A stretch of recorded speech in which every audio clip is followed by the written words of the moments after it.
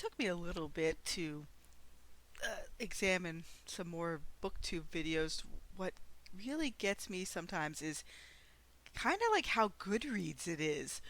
You have so many Booktube channels that are like, this is the to be read pile. Oh, these are all the books I bought.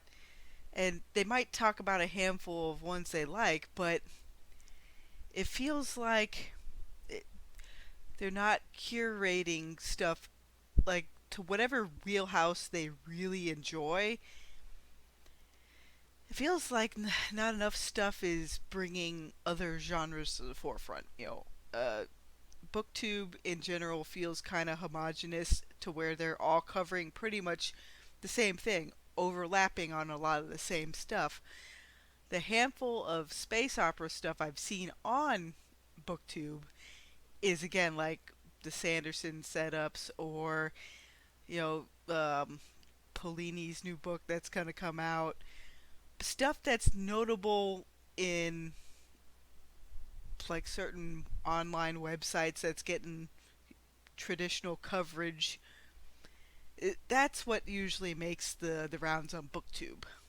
So again, I aim to try to bring a little bit more indie sensibilities to it, or at least maybe some books that people wouldn't even give the time of day because like, oh, it didn't go through a publishing house in New York, that sort of thing. And I know I'm not the biggest professional person, but I am trying my best. It's a labor of love and a hobby for me, along with writing my own serial. So yeah, that's what it is. It just feels too like commercialized. Would that make sense? But in any event, it feels too much like everybody's Goodreads shelves. And I quit Goodreads after a while. I realized a lot of people use it, but I also realized a lot of stuff that was being promoted was like pigeonholed into like if that's in somebody's top 20, then that's a book that's going to be in a majority of people's top 20. Kind of like how, you know, when it comes to science fiction and fantasy, there's always that top 20 list of like, yes, some of those are a classic for good reason, like Dune and some others, but have we ever stopped to really examine like, okay, so what's even more with the classics like who was influenced by Dune or who was influenced by Lord of the Rings, and give new series a try in the vein of the old ones, maybe. Like whatever the influences are. That's what I'm trying to do with these various wheelhouses. Is I'm just doing my best to kind of swim upstream while everybody else is swimming downstream in YA fiction and like, oh no, it's medieval fantasy Europe. Like so many people are like, oh no, I want something new from that. Well, okay. I guess that's the majority of booktube.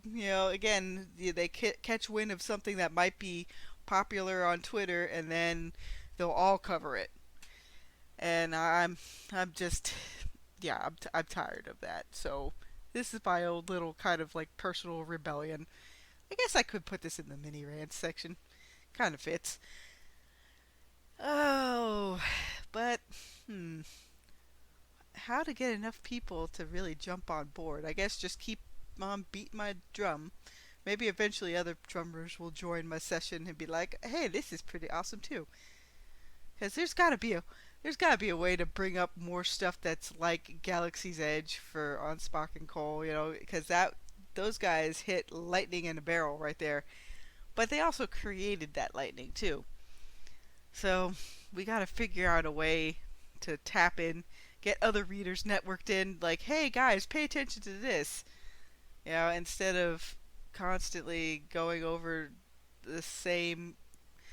I mean, I understand YA can be popular, but I think the last time I really read any young adult fiction besides the pulps or even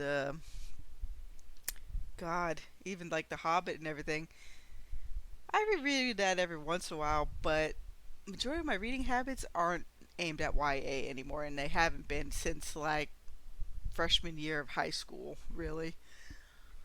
because most YA does hold similar elements that I just don't find engaging anymore. So if any YA turns up on my channel, it'll be pretty noteworthy if it does. Again, Booktube seems to run to the beat of Goodreads, so uh, um, I'm stubborn. I'm gonna go up the stream while everybody else is going down. See you guys later.